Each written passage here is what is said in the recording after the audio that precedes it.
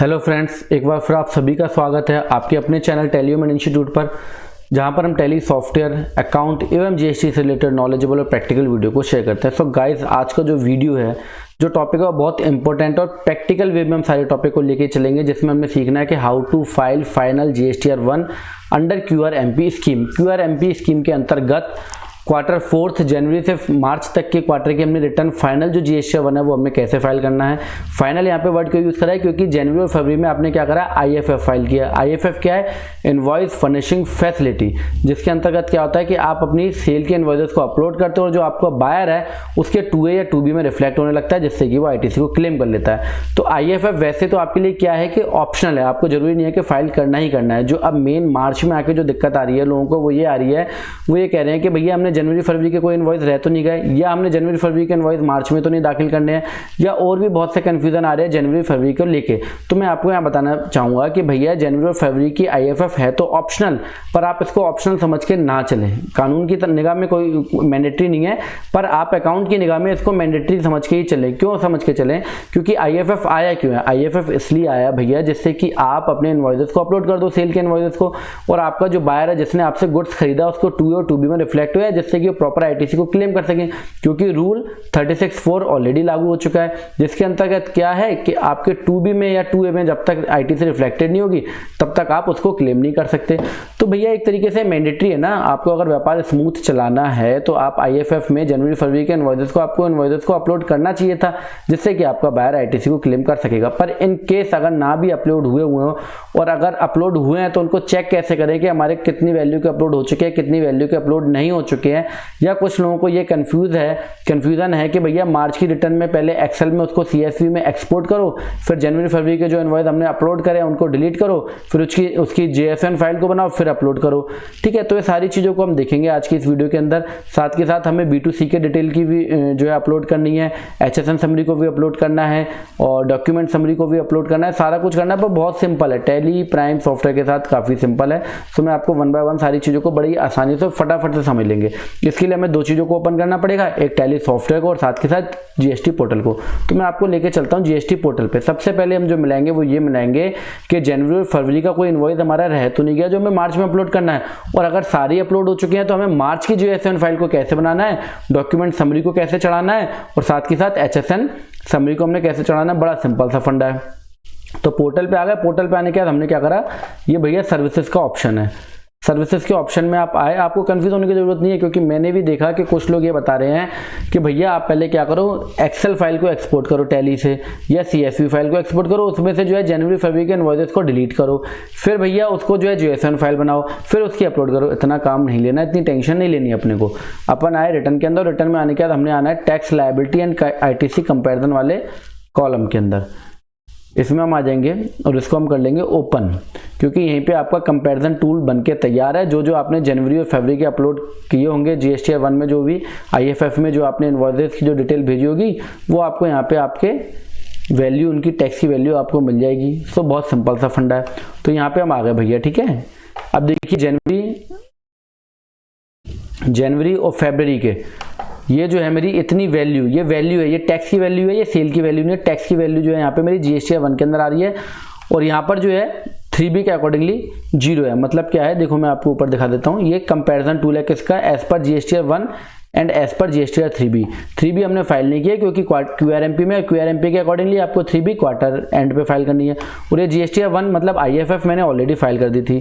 तो आईएफएफ में जो भी आप इनवॉइसेस अपलोड करते हो वो आपके यहाँ पे आ जाते हैं। तो जनवरी और फरवरी मैंने इतनी टैक्स की वैल्यू को अपलोड कर दी है। अब हम आते हैं साथ के साथ टैली सॉफ्टवेयर के ऊपर। टैली सॉफ्टवेयर में आने के बाद हमने DOG1 प्रेस कर देना है, जिससे कि हमारा जीएसटीआर 1 खुल जाएगा।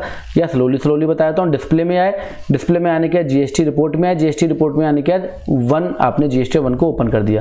अब मैं आपको यहाँ पे आपको दिखाना चाहूंगा पहले जनवरी की इनवॉइसेस। तो जनवरी के इनवॉइसेस की अगर आप मेरा टैक्सेबल वैल्यू, टैक्स का अमाउंट देखोगे तो भैया कितना है, 7389। ये मैं क्यों आपको दिखा रहा हूँ, इस तरीके से आप देख सकते हो कि आपके कोई इनवॉइस रह तो नहीं गए जनवरी और फरवरी के।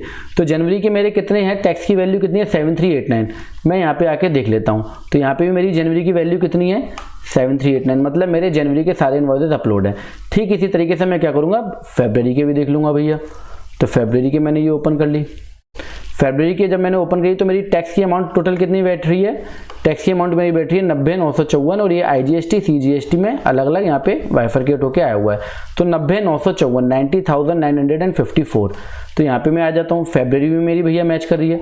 तो इसका मतलब क्या निकला, मुझे केवल और केवल मार्च के इनवॉइसेस को अपलोड करना है, केवल और केवल मार्च के इनवॉइसेस को अपलोड करना है। अब अगर आपका कोई, पहले तो आपने इस तरीके से कंपैरिजन कर लेना है, मिला लेना है, क्योंकि जैसा मैंने वीडियो की शुरुआत में बताया कि IFF या QRMP को लाने का मतलब ही ये था कि आप अपनी जो क्वार्टरली GST-1 पहले फाइल करते थे, 3B तो मंथली फाइल करते थे, पर क्वार्टरली GST-1 फाइल करते थे। इससे क्या होता था कि आपके सप्लायर को दिक्कत हो रही थी, ITC क्लेम नहीं कर पा रहा था क्योंकि उसके GST या 2B में रिफ्लेक्ट नहीं हो रहा था या 2A में रिफ्लेक्ट नहीं हो रहा था। अब QRMP को लाने का मतलब ये है, कुछ लोगों ने क्या करा है कि जनवरी और फरवरी के जो है ऑप्शनल होने के कारण उन्होंने फाइल नहीं किया, पर जो गया सो गया। आगे के लिए आप क्या करना है कि आप इसको मंथली बेस पे ही फाइल करो। अपनी IFF को, जो आपके इनवॉइसेस को, B2B वाले जो इनवॉइसेस है उसको आप मंथली बेस पे ही अपलोड करो, वही आपके लिए सबसे ज़्यादा बेटर है, जिससे कि आपका मार्च वाले या क्वार्टर एंड में, किसी भी क्वार्टर एंड में आपको ज़्यादा दिक्कत नहीं होगी। तो इन केस अगर किसी का जनवरी और फरवरी के इनवॉइसेस रह गए हैं तो वो मार्च में उसको ऐड कर देगा और उसको अपलोड कर देगा। अब हम देखेंगे कि हमने मार्च के इनवॉइसेस को कैसे हमने अपलोड करना है। बहुत ही सिंपल सा फंडा है, कोई CSV फाइल नहीं बनानी, सीधा JSON फाइल बनाएंगे और सीधा अपलोड हो जाएगा।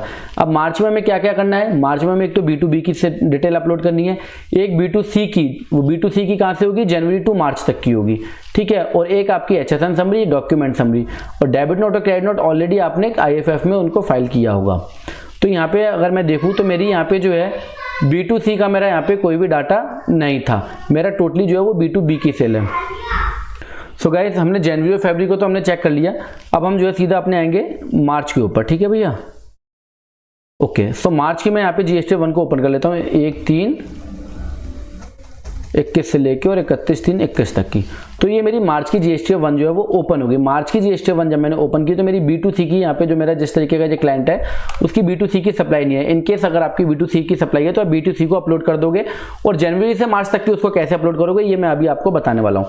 तो सबसे पहले जो हमें करना है वो क्या करना है, मार्च के इनवॉइसेस को अपलोड करना है। इसके लिए मैं क्या प्रेस करूंगा, Alt-E प्रेस करूंगा। अब ये जो फैसिलिटी जो मैं आपको आगे बताने वाला हूँ ये केवल आपको टेली प्राइम में मिलने वाली है, टेली ERP9 में नहीं मिलेगी। तो टेली ERP9 से टेली प्राइम में आपने कैसे मूव करना है वो बिल्कुल फ्री ऑफ कॉस्ट है, अगर आपका TSS एक्सपायर नहीं हुआ है। अगर आपका TSS एक्सपायर हो गया है तो 3600 प्लस 18% GST, टोटल कॉस्ट बनती है 4248 रुपीज सिल्वर, मतलब टेली सिंगल यूजर के TSS को रिन्यू कराने के लिए। वो रिन्यू आप हमसे करा सकते हो, और हमारी जो मेल ID है भैया वो है telyhome@gmail.com। आप इस पर अपने TSS लिख के और अपना फोन नंबर ड्रॉप कर दो, हमारी टीम आपसे कोऑर्डिनेट कर देगी और आपके TSS को 15 मिनट के अंदर रिन्यू कर देगी। क्योंकि ये जो आगे मैं आपको फैसिलिटी बताने वाला हूँ ये केवल और केवल आपको टेली प्राइम के अंदर मिलने वाली है। टेली ERP9 से टेली प्राइम में जाने के लिए बिल्कुल फ्री ऑफ कॉस्ट है, अगर आपका TSS एक्सपायर नहीं हुआ है, और इन केस अगर आपका TSS एक्सपायर हुआ है तो आप इसको रिन्यू करा सकते हो। अगर आपकी मल्टी यूजर है तो आपको 10,800 multiply 18% GST is equal to 12,744 rupees बनते हैं। तो इस तरीके से आप अपनी टेली को रिन्यू करा सकते हो हमसे संपर्क करके। अब हम जो है मार्च के इनवॉइसेस को अपलोड करेंगे, साथ में HSN समरी और डॉक्यूमेंट समरी, और इन केस अगर किसी की B2C की है तो B2C को भी अपलोड कर लेगा। तो इसके लिए मैंने यहाँ पे Alt-E प्रेस करूंगा, Alt-E for E return. Alt-E मैंने प्रेस करा और यहाँ पे मेरे को ऑप्शन मिल जाएगा ई रिटर्न का, तो मैं ई रिटर्न के ऊपर क्लिक कर दूंगा, ठीक है भैया। और यहाँ पे मेरे को ऑप्शन मिलेंगे 3, CSV, एक्सेल और JSON। CSV में अगर आप अपलोड करते हो तो आपको ऑफलाइन टूल की मदद लेनी पड़ेगी, ठीक इसी तरीके से एक्सेल में, पर JSON में अगर हम एक्सपोर्ट करते हैं तो हमें ऑफलाइन टूल की मदद नहीं लेनी पड़ेगी। तो मैं यहाँ पे ले लूंगा भैया JSON, और यहाँ पे सबसे बढ़िया जो ऑप्शन है वो टेली प्राइम में है, export separate file for each section, export separate file for each section.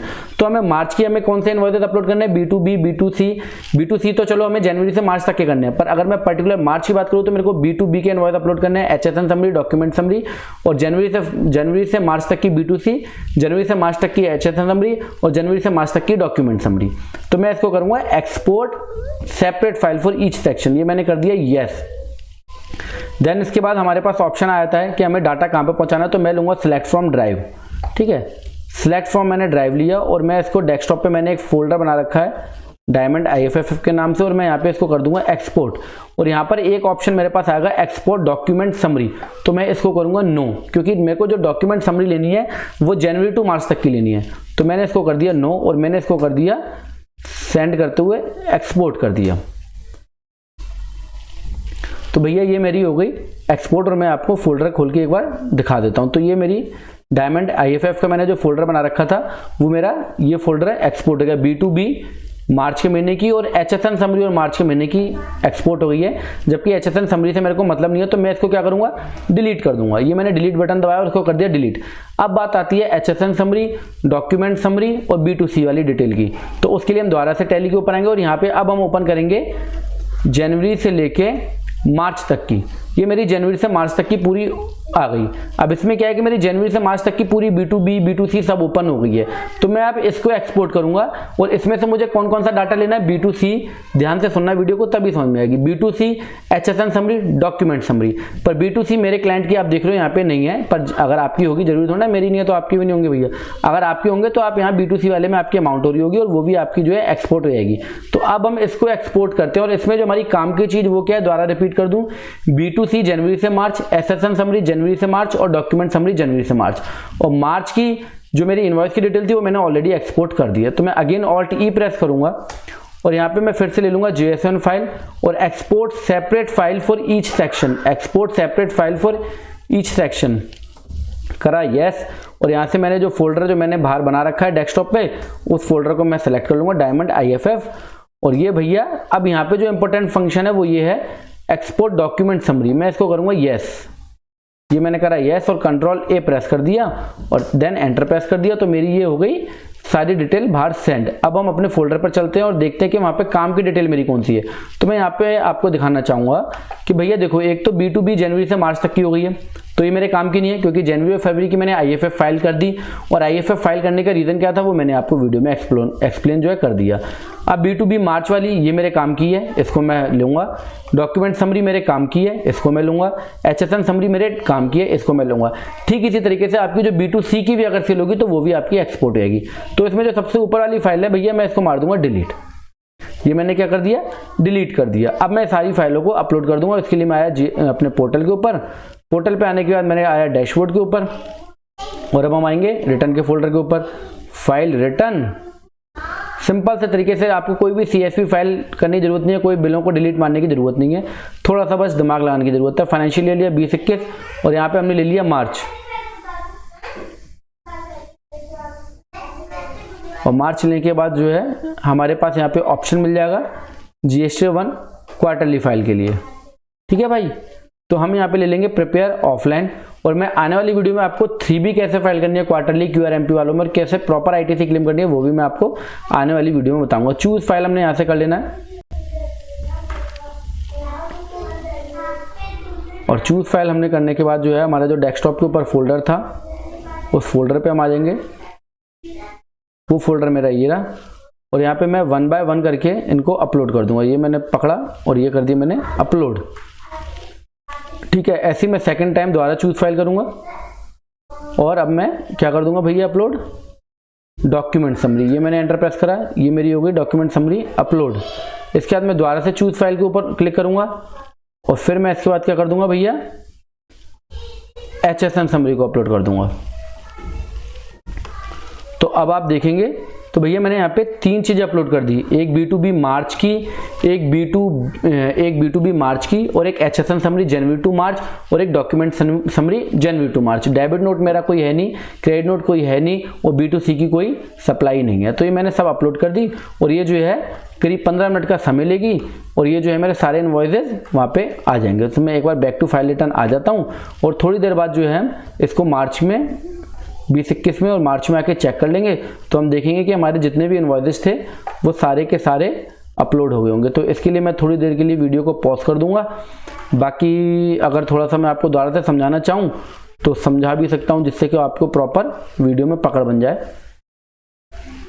तो मैं फटाफट से समअप कर देता हूँ। सो गाइज आज के हम जो वीडियो में सीख रहे हैं वो क्या सीख रहे हैं, GST1 को फाइल करना है QRMP वालों के लिए।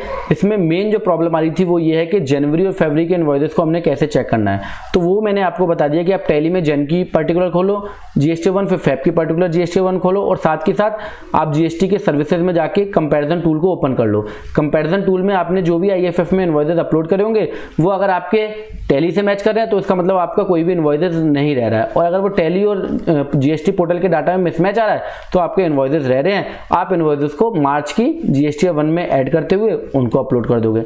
सेकंड थिंग जो थी वो ये थी कि हमें CSV फाइल बनानी है या JSON फाइल, तो मैंने आपको बताया टेली प्राइम में आप सेपरेट JSON फाइल बना सकते हो। वो JSON फाइल आप B2C की भी बनाओगे, HSN समरी की बनाओगे, डॉक्यूमेंट समरी की बनाओगे। तो वो सारी चीजें भी हमने देख ली और उसको एक्सपोर्ट करने का सीधा जीएसटी के पोर्टल पे आए और ऑफलाइन टूल को सिलेक्ट किया और फाइल्स को अपलोड कर दिया। तो अब मैं एक बार यहाँ पे चेक कर लेता हूँ और फिर उसके बाद मैं आपको 2-4-5 मिनट के लिए एक बार वीडियो को पॉज करने की चलो जरूरत ही नहीं पड़ी। देखो लाइव वीडियो में ही अपने आप हमने यहाँ से रिफ्रेश का बटन प्रेस किया और यहाँ पे मेरे इनवॉइसेस आ गए। तो यहाँ पे हम देखेंगे कि इनवॉइसेस हमारे कितने के आए हैं, 1,69,994। अगर मैं यहाँ पे टैली में आऊँ और मार्च की पर्टिकुलर अगर मैं जीएसटी 1 ओपन करूं तो आप देखेंगे भैया आने पाई से मैच कर रही है नहीं कर रही है, 1,69,994.88 पैसे और नंबर ऑफ इनवॉइसेस कितने हैं, 8 नंबर ऑफ इनवॉइसेस है। और यही सेम मेरा लाइव हमने देखा, हमने पॉज भी नहीं करा वीडियो को और हमारे यहाँ पे 8 के 8 इनवॉइसेस जो है वो अपलोड हो गए। ठीक इसी तरीके से अगर मैं HSN समरी देखूँ तो HSN समरी जो है मेरी पूरी अपलोड हुई है, डॉक्यूमेंट समरी मेरी पूरी अपलोड हुई है। ये मैं आपको दिखा देता हूँ। HSN समरी जो मेरी अपलोड हुई है वो मेरी आप देखोगे 14,90,766 रुपए की। सो गाइस यहाँ पे भी 14,90,000 मतलब जनवरी टू मार्च तक की। तो बहुत ही सिंपल फंडा है। और डॉक्यूमेंट मेरे इनवॉइसेस जो है वो भी मेरे पूरे जनवरी से लेके मार्च तक के जो जितने इनवॉइसेस थे वो सारे के सारे इनवॉइसेस अपलोड हो गए हैं। तो गाइस बहुत ही सिंपल तरीका, बहुत ही आसान सा तरीका है। आप टेली प्राइम के थ्रू अपनी जीएसटी 1 को जो है अपलोड कर सकते हो। देन अगर इसको फाइल करने के लिए तो सबमिट दबाना है। ऑलरेडी मैंने पहले की वीडियो बता चुका हूँ आपको कि फाइल करने के लिए आपको सबमिट दबाना है और फाइल रिटर्न के ऑप्शन पे आके आपकी रिटर्न फाइल हो जाएगी। मेन जो फोकस था वो ये था कि इनवॉइसेस को कैसे अपलोड करना है। सो गाइस ये वीडियो देखने के लिए आप सभी लोगों का बहुत बहुत धन्यवाद। Thank you very much.